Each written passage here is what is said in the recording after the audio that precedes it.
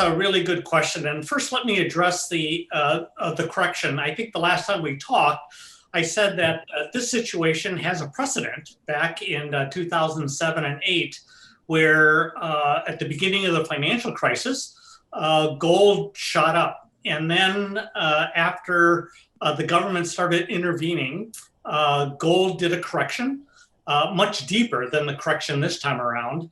And then over the next 3 years to 2011, it hit a historic high.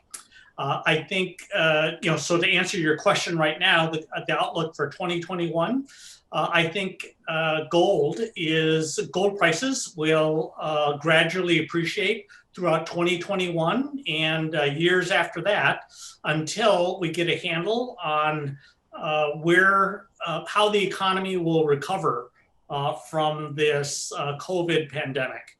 So in short, my outlook for 2021 is very positive toward gold, because the two drivers behind rising gold prices are economic uncertainty and the fear of inflation.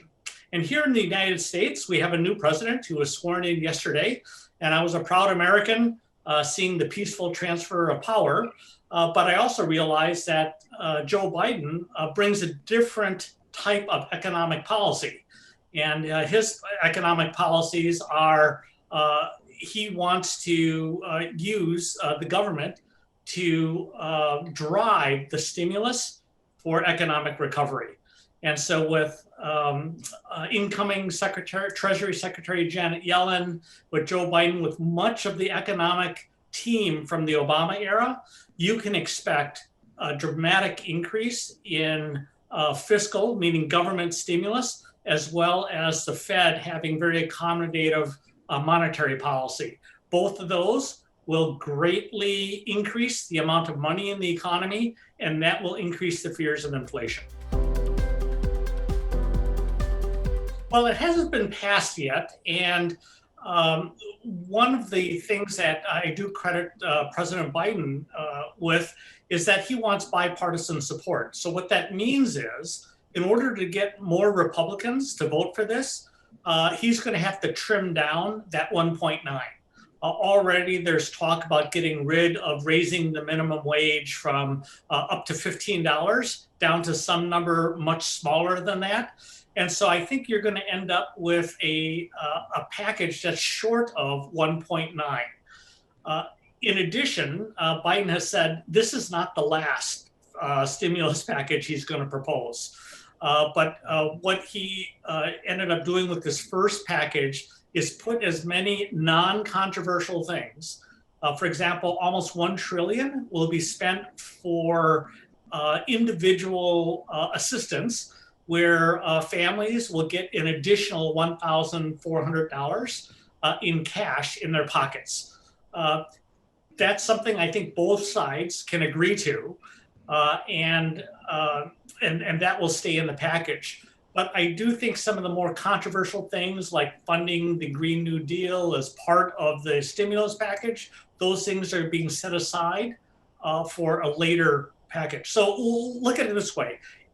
Gold took a small bounce, like $30 at the inauguration, because they anticipate Biden being much more free with the spending. But these spending packages, look at them as a series of them over the course of the next few years. I think the short answer to your question is yes. That the risk appetite's gone up, and gold as a safe haven has gone down. But I think that's really due to short-term volatility. I think in the long term, all the factors that drive gold prices up are still in place and will increase in magnitude. So, I'm not a forecaster. That's not my area of expertise. But I wouldn't be surprised if 6 months from now, gold is hovering in the 2,000 to 2,100 range. And 12 months from now, I think it'll be like around the 2,200 range. When you take a look at how the last financial crisis played out, gold took a steady rise after a correction.